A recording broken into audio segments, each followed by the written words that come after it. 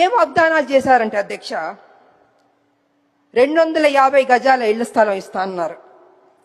ఆ ఇళ్ల స్థలంలో ఇల్లు కట్టుకోవడానికి 5 లక్షలు ఇస్తా అన్నారు. 4,000 పెన్షన్ ఇస్తా అన్నారు. 10 లక్షల హెల్త్ ఇన్సూరెన్స్ ఇస్తా అన్నారు. ఉద్యోగం ఇస్తా అన్నారు. ఇలాగ అనేక వాగ్దానాలు చేశారు అధ్యక్ష. నాకు నిజంగా చాలా సంతోషం అనిపించింది అధ్యక్ష. కానీ ఏమైందంటే అధ్యక్ష, అధికారంలోకి వచ్చింది కాంగ్రెస్, అన్నీ జరిగిపోయినాయి అధ్యక్ష. చూస్తూ చూస్తూ 2 సంవత్సరాలు అయిపోయింది అధ్యక్ష. ఇంతవరకు మా ఉద్యమకారులకి మా ప్రభుత్వం ఇవ్వలేదు అధ్యక్ష. అది కొంచెం నాకు బాధగా అనిపించింది అధ్యక్ష. ఎన్నో స్కీములు మనం అనౌన్స్ చేస్తున్నాం, పెడుతున్నాం.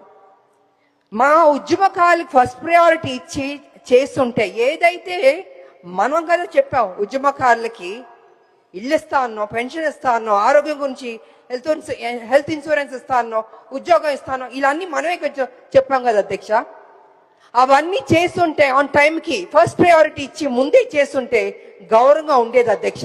ఇవాళ పరిస్థితి ఏమైందంటే అధ్యక్ష, ఉద్యమకారులు అడుగుతున్నారు, అయ్యా మీరు కదా మాకు ప్రామిస్ చేశారు, ఏమైంది అని వాళ్ళు చాలా గౌరవంగా మర్యాదగా ప్లీజింగ్గా అడిగారు అధ్యక్ష. కానీ నాకు తెలియదు అధ్యక్ష, ఎందుకు డిలే అయిందో నాకు తెలియదు అధ్యక్ష. ఇవాళ కమిటీ వేస్తానని కూడా అని చెప్పారు. నా ఉద్దేశంలో అయితే అధ్యక్ష, కమిటీ అన్నది కొంచెం డిలే అవుతుంది అధ్యక్ష.